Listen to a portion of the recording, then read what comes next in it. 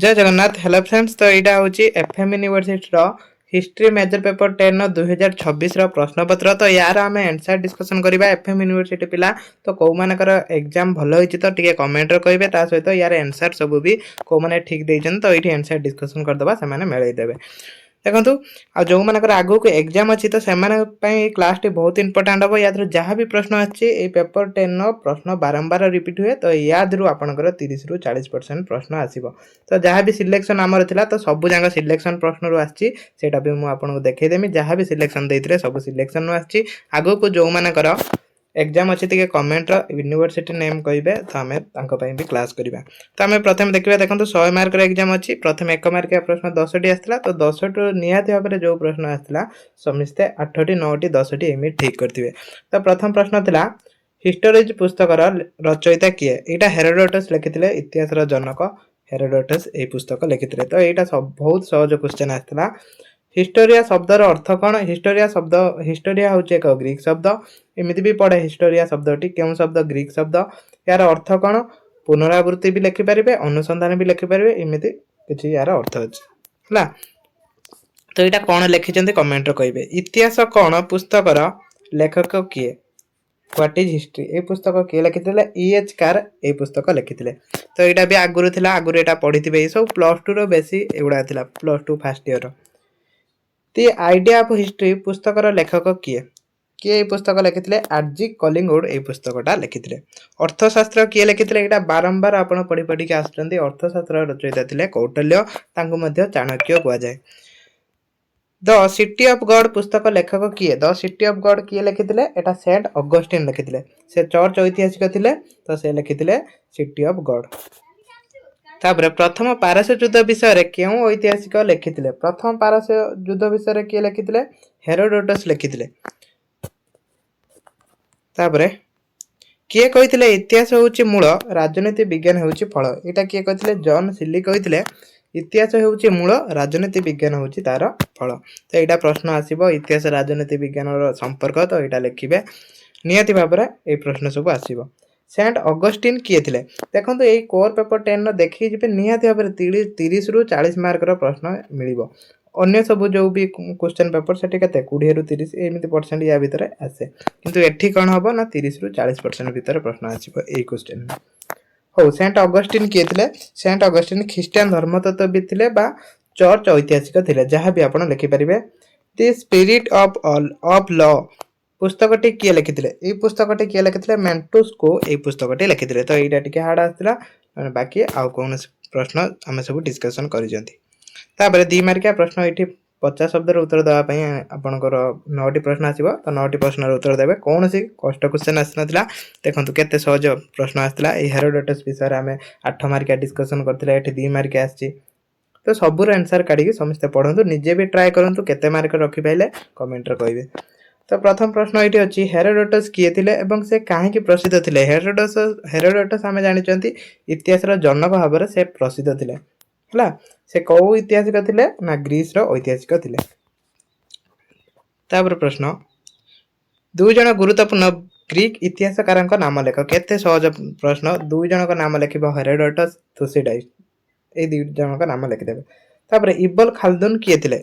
यहाँ आरबीय ऐतिहासिक थे इबन खालदुन। तो किए थे लिखिपारे आरबीय ऐतिहासिक थे।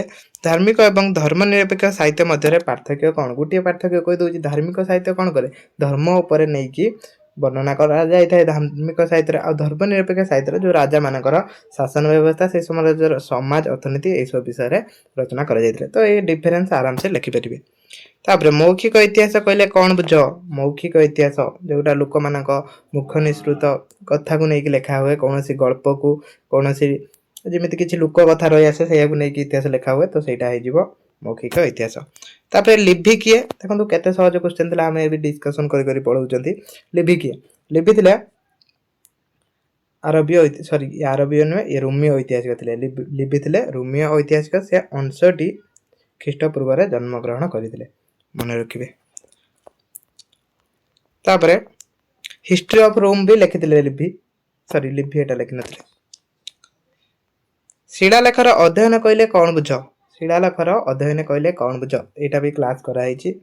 न्यूमिस्टिक्स कहले कौन बुझ एटा केवल क्लास है जहाँ भी आम डिस्कसन कराला यहाँ केवल डिस्कसन है आउ सब जहाँ भी 2 मार्किया हो 8 मार्किया हो ये सब आम डिस्कसन करते किंतु यहाँ आम डिस्कसन करना तो यहाँ आम क्लास बाहर आसी ऐतिहासिक वस्तुनिष्ठता कहले कौन बुझ यहाँ लास्ट आड़ आसूची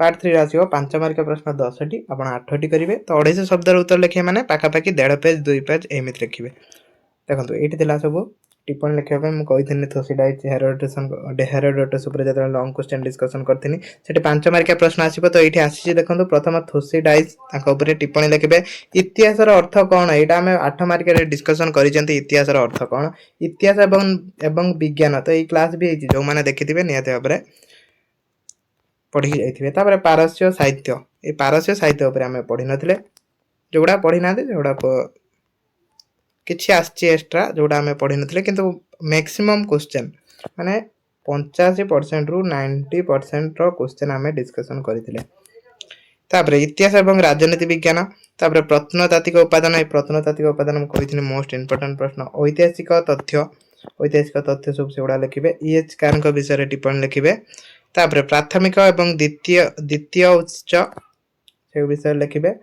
पॉलीबेस जी रोमियो ऐतिहासिक थे पॉलीबेस तो विषय लिखे से लिखी हिस्ट्री ऑफ रोम है पॉलीबेस हिस्ट्री ऑफ रोम लिखी हिस्टोरीज भी गोटे कृति था लास्ट पार्ट आई भी आपंकर 8 मार्किया प्रश्न 5टी आसो तो 4टी करेंगे देखो कौन प्रश्न आसी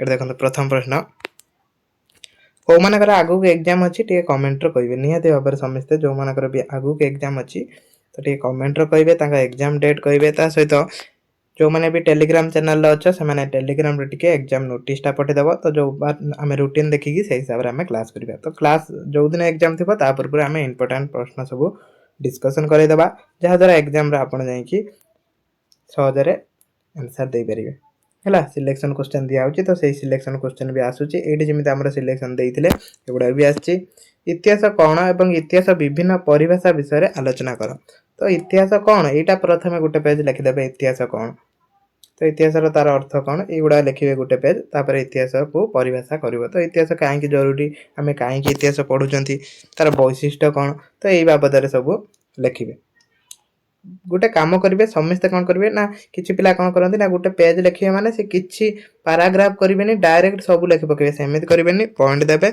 यदि कोठी पॉइंट मिलू नहीं तो सेठी पारा पारा करके लिखिबे इतिहास कौन एवं इतिहास विषय वस्तु एवं मूल्यबोध आलोचना कर तो यहाँ प्रथम यूनिट पढ़ी 2टा जाक प्रश्न प्रथम यूनिट पचारि इतिहास कौन इतिहास विषय वस्तु एवं मूल्यबोध आलोचना कर तो इतिहास मूल्यबोध सब लिखिबे यहाँ फास्ट यूनिट रहा से फास्ट यूनिट देखो 2टी प्रश्न आसी तो से भाया आपन भी प्रिपेयर हेबे हेरोडोटस को ऐतिहासिक लेखा उपरे आलोकपात कर बेसी इंपोर्टेंट यूनिट 2 टा तो प्रायतः यूनिट 2 रो 2टा प्रश्न को दबा कथा एमानकर किंतु यूनिट 1 नो आछि जहा भी हो गुटे यूनिट रो तो 2टा प्रश्न आसीबो हेरोडोटस को ऐतिहासिक लेखा उपरे आलोकपात कर हेरोडोटस कोन ऐतिहासिक लेखा सब लिखिथिले से विषय रे लिखिबे है बेसी करके से कौन जो ग्रीक पारस्य मध्य जो युद्धटा होता से युद्धटा विषय भल भाव से वर्णना करते तो से युद्ध विषय लिखे इतिहास एवं साहित्य मध्य संपर्क आलोचना कर इतिहास साहित्यर कौन संपर्क रोचे इतिहास कौन इतिहास हूँ जो पुराणा घटना सब कौन लेखा हुए जोटा सी इतिहास किंतु से जो तथ्य संग्रह करा जाए कौन इतिहास काम से तथ्य संग्रह कला